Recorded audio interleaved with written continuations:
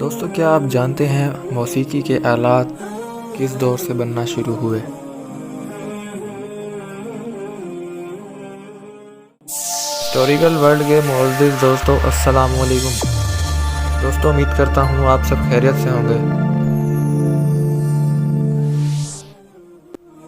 اہل کتاب سے منقول ہے کہ قابین کی اولاد میں سے ایک شخص جس کا نام توبال تھا، اس نے گانے بجانے کے آلات ایجاد کیے۔ اس نے یہ آلات مہلائل بن کیان کے زمانے میں ایجاد کیے۔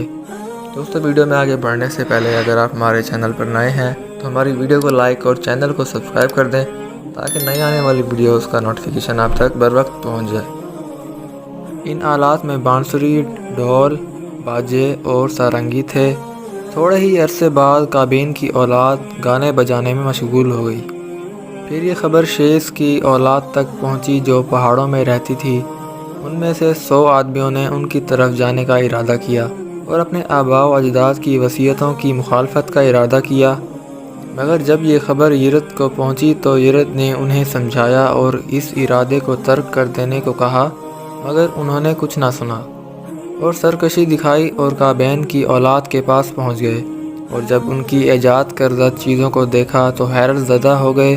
پھر جب انہوں نے واپسی کا ارادہ کیا تو ان کے آباء و اجداد کی نصیحتیں ان کے آڑے آ گئیں۔